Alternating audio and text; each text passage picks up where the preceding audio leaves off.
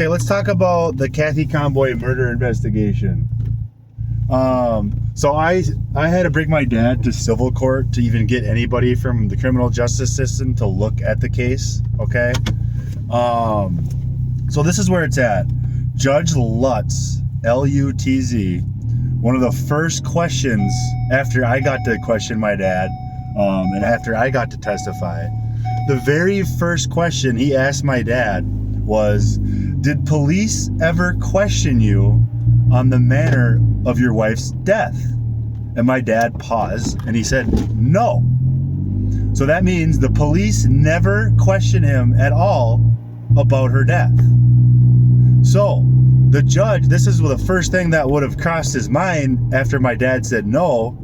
Well, the judge would have thought, well, then how did Officer Paul Larson know what she died from?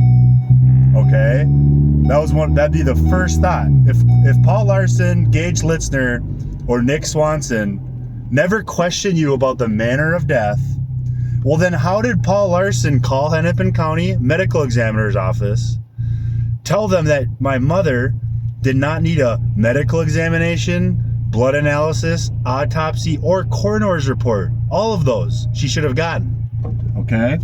But Paul Larson somehow magically knew, without ever questioning my dad about the manner of my mom's death, he knew that it was that what she died from. He already knew, so he called on his own. Okay, so then the second question is the judge asked him was about his affair with my wife.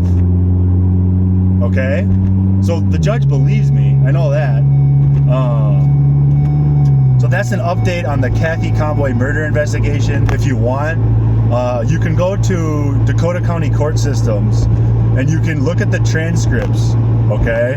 I think you pay $15 and you can see how my dad is a liar, okay? For example, during the hearing, some woman from Rosemount High School sued my dad in a separate case, subpoenaed him, because her son was getting bullied or her daughter was getting bullied at Rosemount High School, and my dad helped cover that up.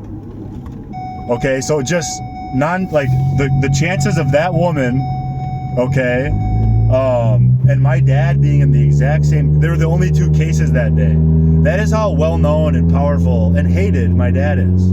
Okay, I just want people to keep in mind, he was my best friend before all this happened. After he tried to make me look crazy, I coached football with him. He was my girls hockey weightlifting coach. I hired him for that.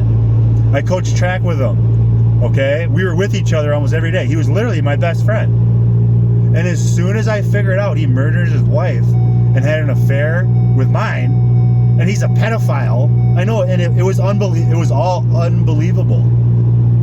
The stuff I kept finding out, it was unbelievable to me. Okay, he named my daughter Mouse out of nowhere one day when she was like almost 2 years old. And this is after he molested her, because she was quiet as a mouse. That's why he nicknamed my oldest daughter, Miller, Mouse, because my dad was quiet, or my daughter was quiet as a mouse when my dad molested her. And I never understood why he nicknamed her that until I figured it all out. So my mom figured out he's a pedophile. He molested my other daughter, Coco. So I've asked Kirsten to have Coco and Miller tested. She refused to do it. I've asked to have the ashes tested. Okay? They refused to do it. I would put all this to bed. Okay?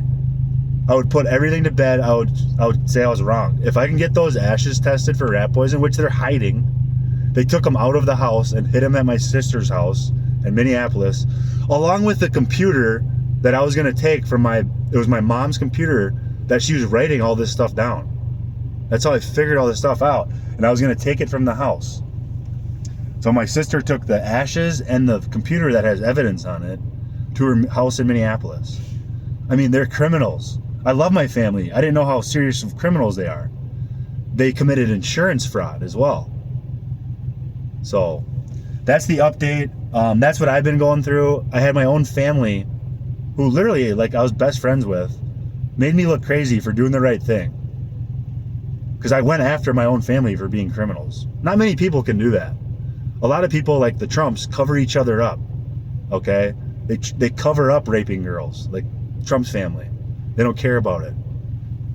Just like half the country. You don't care about girls getting raped by our president. You don't care about our kids, forced kids getting chopped off. Love you. Have a great day. Miss you, girls.